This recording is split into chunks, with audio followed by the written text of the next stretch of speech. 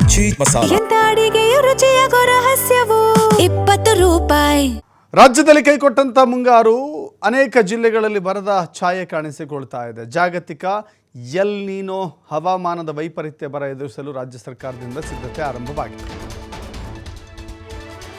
L ನೀನೋ ಕಾರಣಕ್ಕಾಗಿ ರಾಜ್ಯದಲ್ಲಿ 150ಕ್ಕೂ ಹೆಚ್ಚು ತಾಲೂಕುಗಳು ಬರಪೀಡಿತ ತಾಲೂಕುಗಳಾಗಿದ್ದಾವೆ. ಅಂಥ ಛಾಯೆ ಕಾಣಿಸಿಕೊಳ್ತಾ ಇದೆ. ಹೇಗೆ ಸಿದ್ಧತೆಗಳನ್ನು ಮಾಡಿಕೊಳ್ಳಬೇಕು? ಕುಡಿಯುವ ನೀರು ಅತ್ಯಂತ ಪ್ರಮುಖವಾದದ್ದು, ಜಾನುವಾರುಗಳಿಗೆ ಮೇವು ಪ್ರಮುಖವಾದದ್ದು.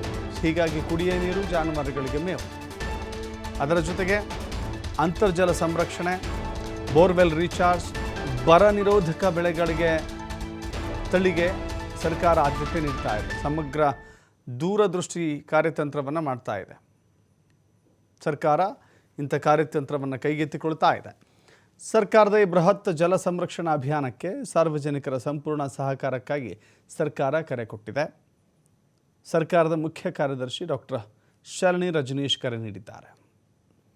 ಹಾಗಾದರೆ ಬರ ನಿರೋಧಕ ಬೆಳೆಗಳಿಗೆ ಪ್ರೋತ್ಸಾಹ ಅಂದರೆ ಏನು?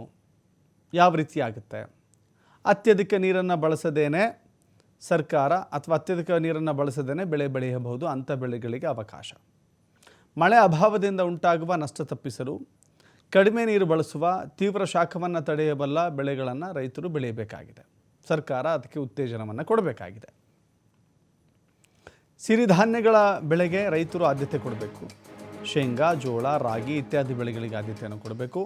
ಕೇವಲ 250ರಿಂದ 400 ಮಿಲಿಮೀಟರ್ ಮಳೆಯಲ್ಲೇ ಬೆಳೆಯಬಹುದು.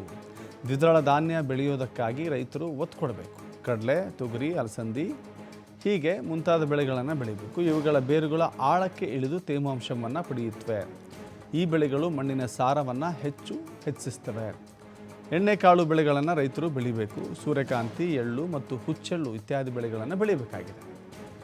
400ರಿಂದ 700 ಮಿಲಿಮೀಟರ್ ಮಳೆ ಅಗತ್ಯವಿದೆ. ಒಣ ಹವಾಮಾನ ತಡೆಯಬಲ್ಲುತ್ತೆ. ಒಣ ಹವಾಮಾನವನ್ನು ಕೂಡ ತಡೆಯಬಲ್ಲ ಸಾಮರ್ಥ್ಯ ಈ ಬೆಳೆಗಳು ಹೊಂದಿರ್ತವೆ. ಹೀಗಾಗಿ ಈ ಬೆಳೆಗಳನ್ನು ಬೆಳೆಯಲು ರೈತರಿಗೆ ಸರ್ಕಾರ ಸಲಹೆ ಕೊಡ್ತಾ ಇದೆ.